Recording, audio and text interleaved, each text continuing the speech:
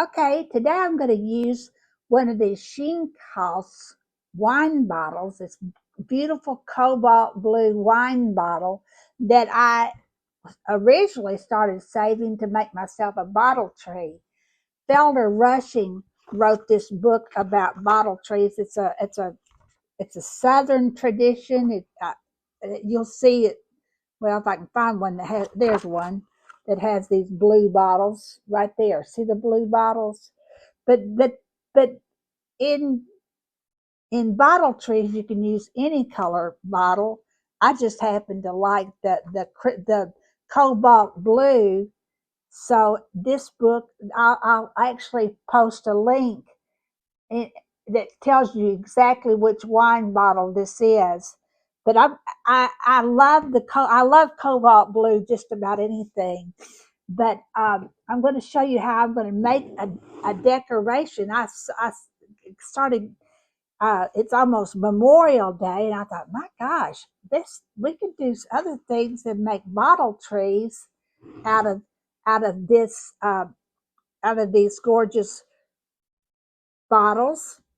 We could make red, white, and blue things for all of our patriotic holidays.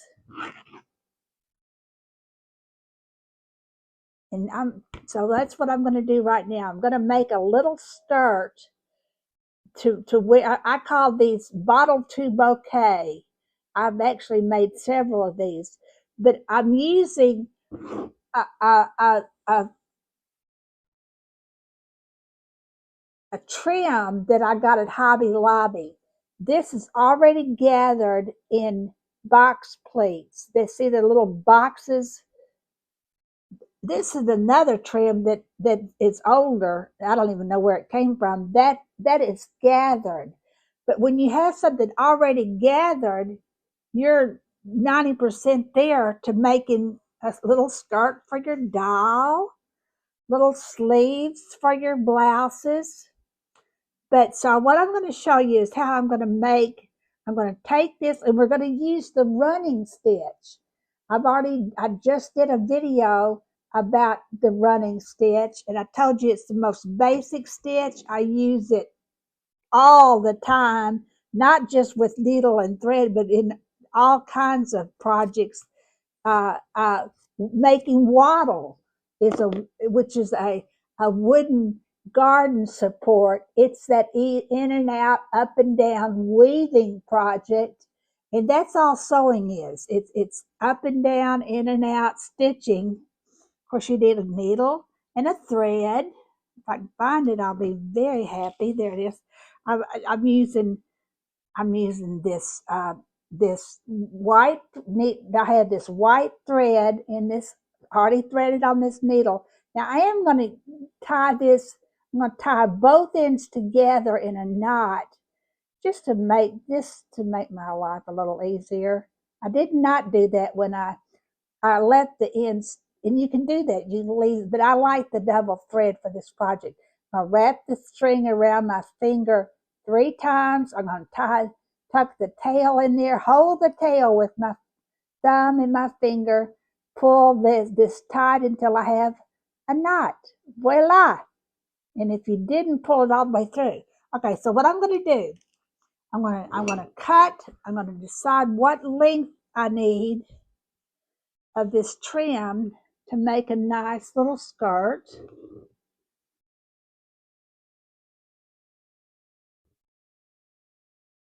I'm going to cut it this length right here. Let me see what that is. That is I'm going to call it 6.5. I think 6.5 is more than adequate. You want enough to wrap around.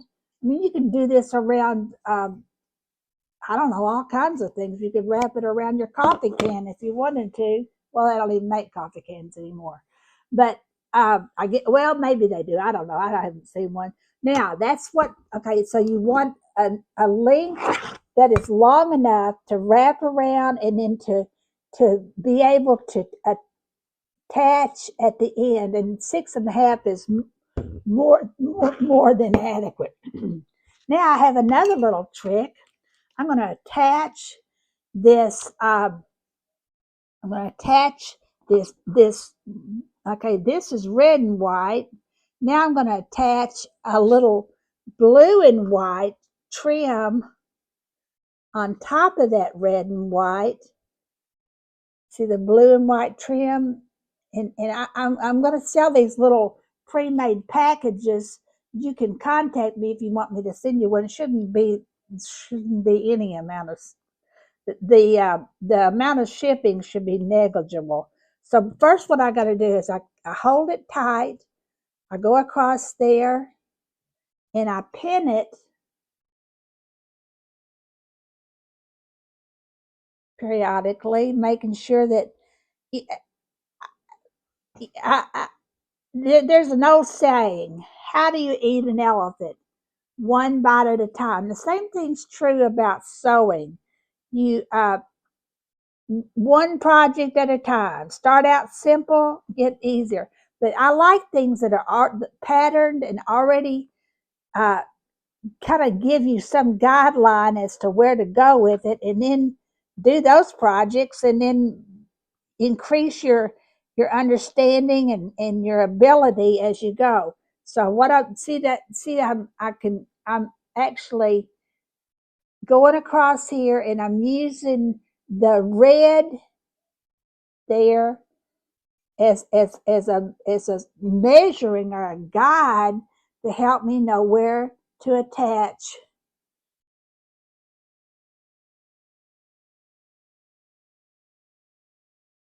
the trim.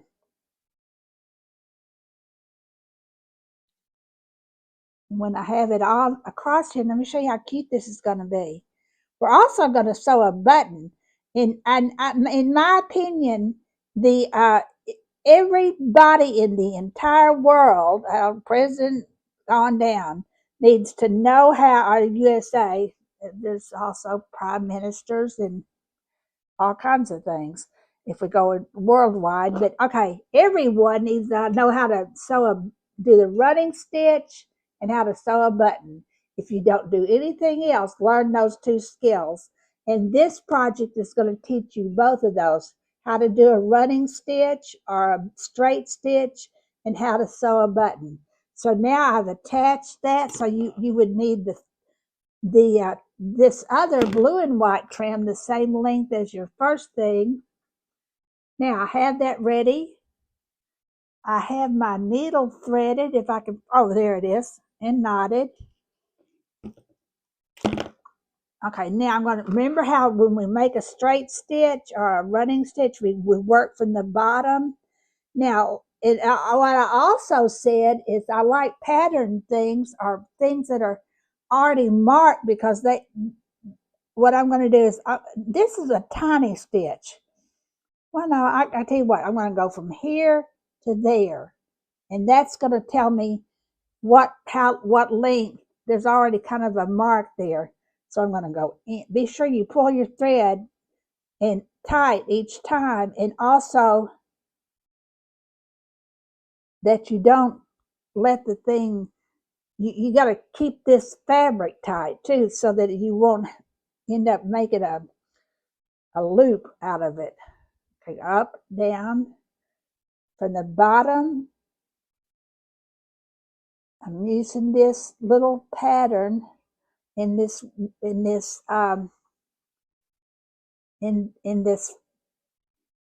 trim to help me know how long and where my stitches would be. It's almost like the little other thing. It's already marked. It has see there. So what I'm going to do is I'm going to go up, down, up, down. Now I'm not going to keep this video running while I go through the rest of it. It won't take but a second, but I'll be back and show you how to finish this off. Now I've attached the trim to the blue and white trim to the red gingham trim with the straight stitch or the running stitch. You don't see it from the front because I stitched right on top of these little stitches that were already there. From the back, it looks like that. All right, now I've already knotted this, but I'm going to show you how to knot it again. You make tiny stitches at the end, pull the thread almost through, and then loop your needle through the thread before you completely pull it through. I do that twice.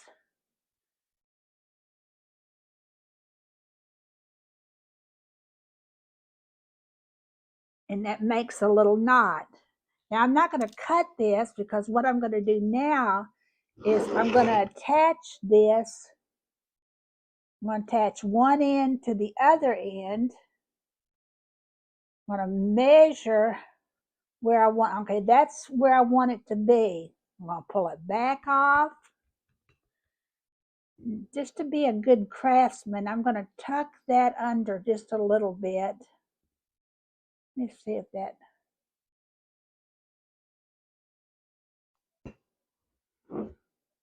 Now, I backed it up just a little bit so that I could pull this under and kind of hide that edge. I don't know, hiding edges in the era of people buying jeans with holes in them. I don't know that hiding edges is all that important anymore. When I was a child, it was very important, but lots of things were different then. Some good, some bad. Okay, there. Now what I've done is now I'm going to attach that. Try to match your all of your different trims. Like the blue needs to kind of match where the ends need to match, and the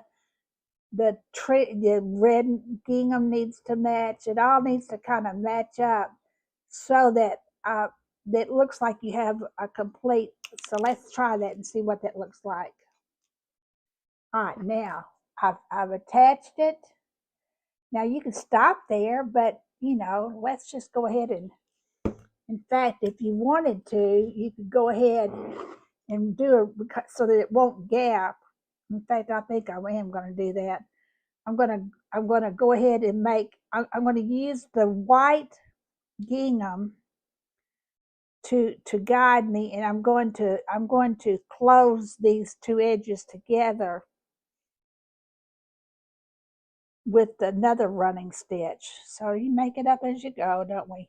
All right, now then, all right, what I'm going to do is I'm going to match that's called matching your plaids.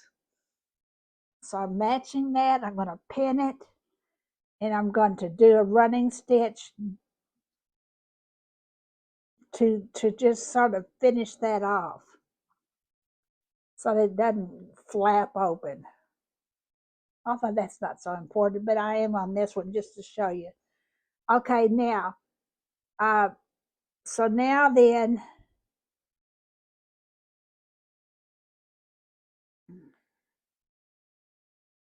now right here, I don't know whether you can see it or not, but there's a little blue thread that's kind of running errant, and I'm going to push that underneath there,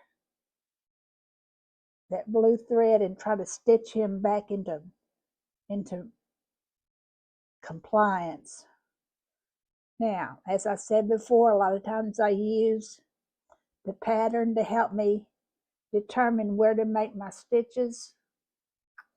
Now this time I'm going to, okay, that needs to be just a little bit, a skirt is going to be wider at the bottom than it is at the top. That's just kind of a triangular theory. All right, so there, it's so that it has its flare. I've made it wider at the bottom.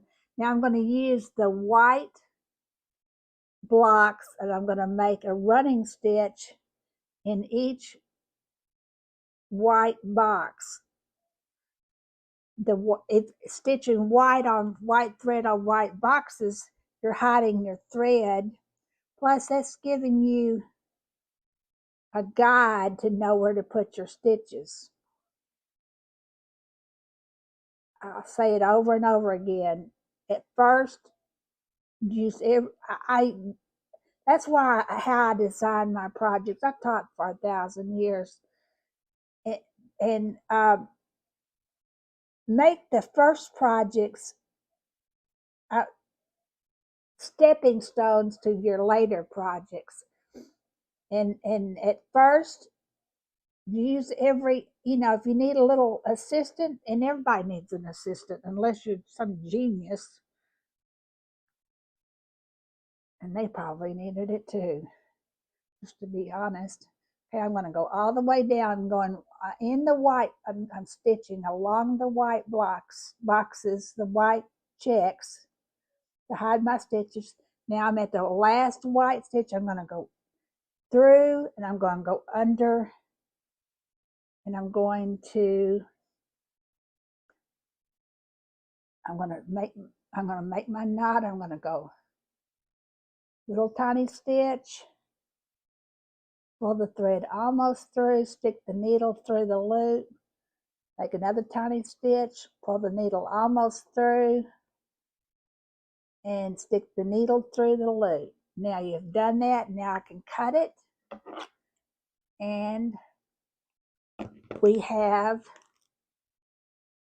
made a little skirt for our bottle. This is going to be a 4th of July bouquet. So I call this project Bottle to Bouquet.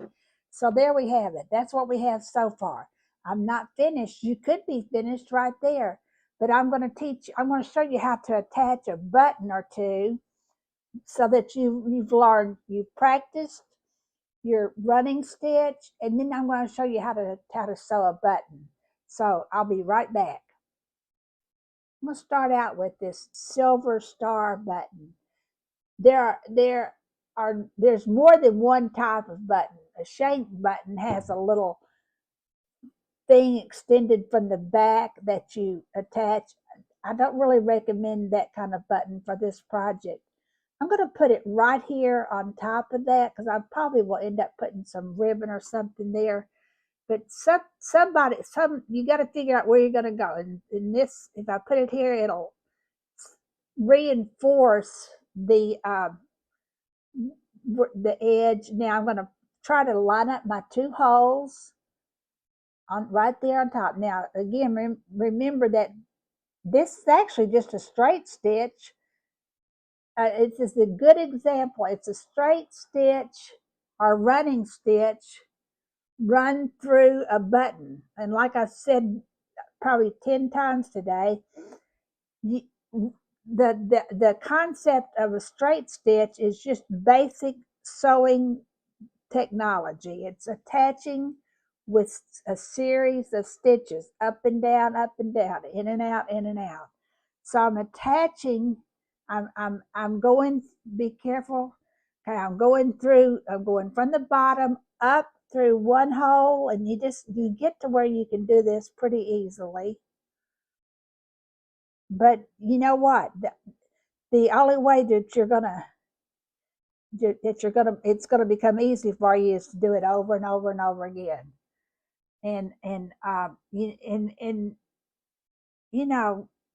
it's good. It's good therapy. It's entertainment. It's a way that you could ultimately make art.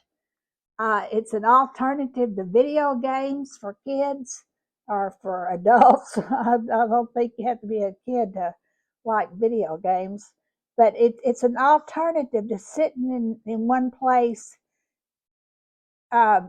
making Mario go through a series of exercises or whatever the game is. Now, I'm sure we don't play Mario anymore, but that's what was popular when my kids were young. That shows you how old. That's one indication of how old I am. Okay, I'm going to do this I'm going to go up and down, up through one hole on one side, over.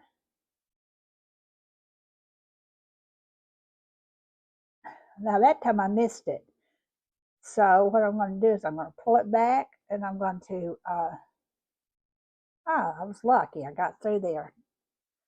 I'm old enough that my eyesight is not all that great anymore, and that's not good for an artist, but we just persevere. Technology provides different things. In fact, I'll show you. I'm not sure the magnifying glass that I use to thread my needle is still in, that they're still making it. I'll find out, and if I find out, I'll let you know.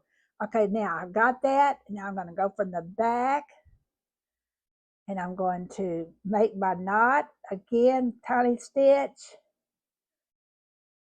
Oh, it knotted up. It's okay because it's a knot, so I let it knot. Sometimes you have to fight when the thread knots on you. You have to fight it, but we're not going to today because on this particular exercise, part of the exercise, because we're going to cut it all off anyway. Okay, here we go. I'm cutting it all off. Now, if that's enough,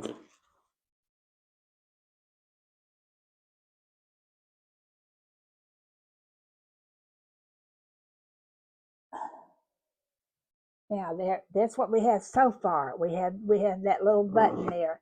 Now we can add other things. I have some red, some tiny red and tiny blue buttons. We could add more buttons to the side of it, or you could even go all the way around and attach a small button, buttons all the way around. I'm not going to do that, but I may actually. I'm going to try something else, but let's see what we got here. That little area where I sewed down the edge, down the end to attach the ends of the skirt together is sort of a rough looking place.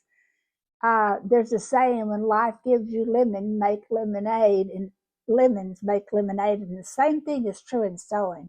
You're going to have those rough working spots. And when you do, you need to find some way to make it not such a rough looking spot. Gild the lily there. And I always add roses to, I'm a big rose person. I usually add roses to everything, but I'm not going to add a rose to this. For one thing, making roses is not just the easiest thing in the whole world. This is easy. I have, these are I guess it's about the thinnest ribbon that is made. I have a red, white, and blue, and I cut it 15 inches long. Now what I'm going to do, I've looped it, brought the edges about together, and I'm going to attach it over my button and around it. See what I did? I attached it over and around. Do you see that? I'm not sure what's in the video. Okay, all right, now what I'm going to do is I'm going to attach it over and around, and then I'm going to tie a knot underneath. I'm going to go up and down, and then I'm going to tie myself a little knot to hold it to the button. Okay. I was also a Girl Scout, so I'm going to tie a square knot. The granny knot will work too. Okay, now, so I've attached, I'm going to go do the same thing again. Can you see what I'm doing?